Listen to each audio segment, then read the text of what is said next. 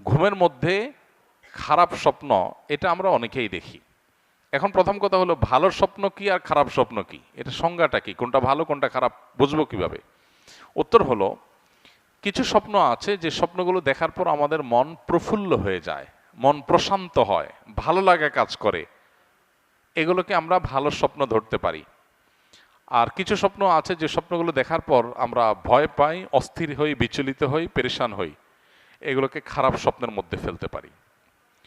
এবার আসা যাক এই ভালো স্বপ্ন এবং খারাপ স্বপ্নের মধ্যে আমরা কোনটা হলে কি করব। উত্তর হলো স্বপ্নের ব্যাপারে যদি আমি ভালো কিছু দেখে থাকি তাহলে সেটা গণহারে সাধারণত বলে বেড়ানো উচিত না। যদি সেটার সাথে জাতীয় কোনো স্বার্থ জড়িত থাকার মতো বিষয় না হয় তাহলে সেক্ষেত্রে নিজের ব্যক্তিগত আপনার স্বপ্নের কথা বাইরে গণহারে বলা বেড়া উচিত না। যারা স্বপ্নের ব্যাখ্যা জানেন এরকম ব্যক্তিদের কাছে শুধু পেশ করা যায়।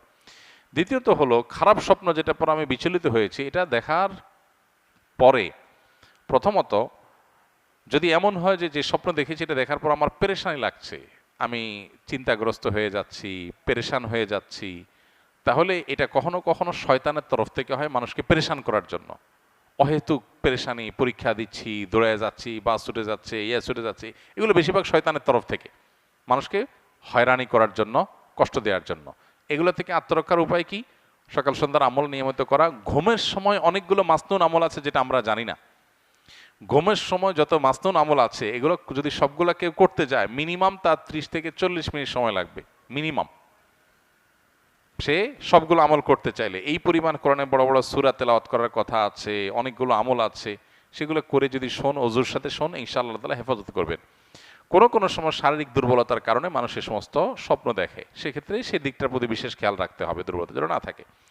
আর কিছু কিছু স্বপ্ন আছে যেগুলো মিনিংফুল, বোঝা যায় যে এটা আমাকে বিশেষ কিছু ইন্ডিকেট করা হচ্ছে, তো সেগুলো কখনো কখনো দেখতে বা আপাত দৃষ্টিতে খারাপ স্বপ্ন মনে হলেও সেটা আসলে ব্যাখ্যায় ভালো হয়। সেটা স্বপ্নের ব্যাখ্যা বিশেষজ্ঞ যারা আছেন, এক্সপার্ট, তারা বলতে পারেন।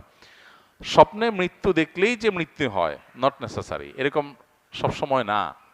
কোনো কোনো ক্ষেত্রে এরকমও হয়েছে, এক ব্যক্তি আমাদের পরিচিত খুব, তিনি মৃত্যুর কিছুদিন আগে তিনি স্বপ্নে দেখলেন তার মৃত একজন চাচা, তাকে স্বপ্নে দেখলেন তিনি হাঁটছেন আর ইনি পিছনে পিছনে হাঁটছেন।